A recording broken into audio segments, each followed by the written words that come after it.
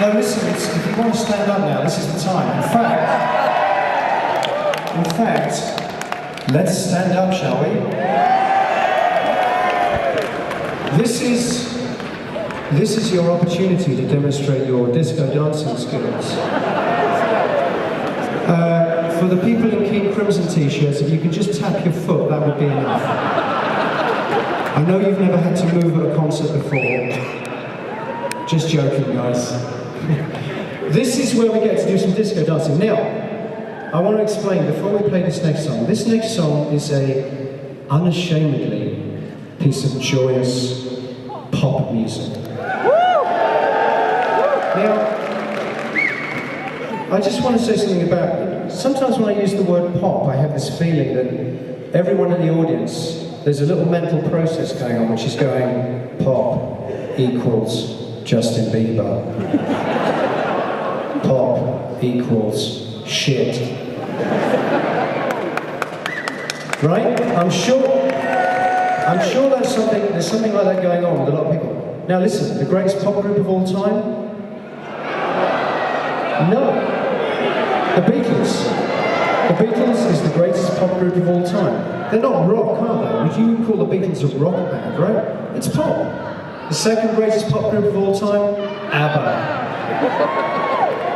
Okay, it's a bit more controversial there. For me, the second greatest pop group of all time is ABBA. Now, I grew up in a house where my mother's here tonight, by the way.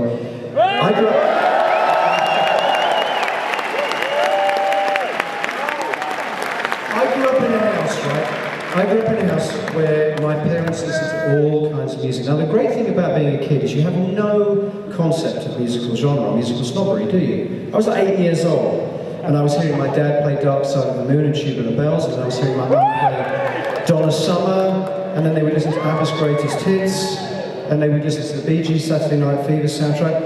I loved it all.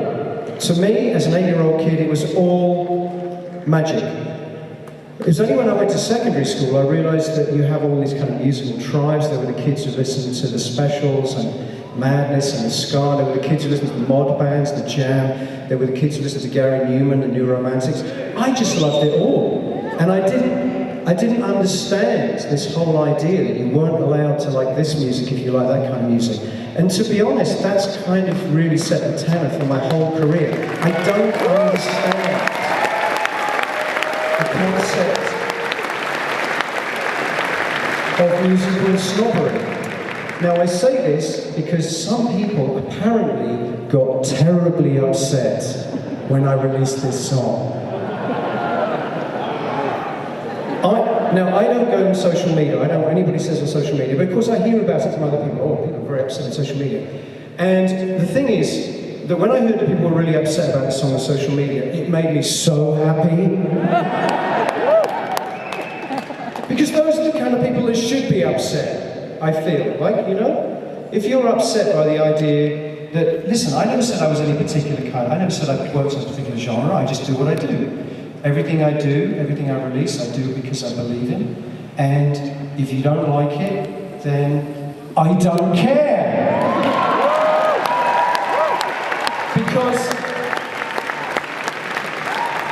Because without wishing to get pretentious, I'll shut up in a minute, sorry. Without wishing to get pretentious about this, I think there is a big difference between being an artist and being an entertainer. An artist, Frank Zappa is an artist, Neil Young is an artist, David Bowie was an artist. These are people who seem incapable. Kate Bush. These are people who seem apparently incapable of thinking about what their audience wants. They do what they have to do. That is an artist. An entertainer is someone who looks at their audience and says, what do they want? I'll give it to them. I can't be that person. I've never been able to be that person. And I hope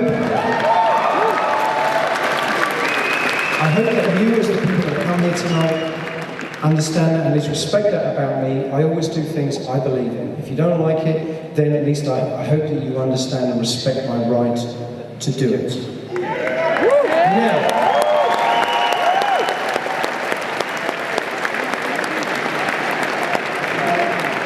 what a pretentious twat, you're all thinking. Okay, that's fine. Now, we're going to do a piece of joyous pop music. I would love to see you all enjoying this. One of the greatest things about this tour for me has been seeing burly men in Opeth t-shirts with tattoos and beards dancing, disco dancing to this song. Is there anyone here that fits that description tonight? There you go, sir. Perfect. Textbook, as Alan Partridge would say. Textbook here. Okay, disco dancing time. Okay, thank you very much, folks. Please enjoy this song because we will. This is Permanating.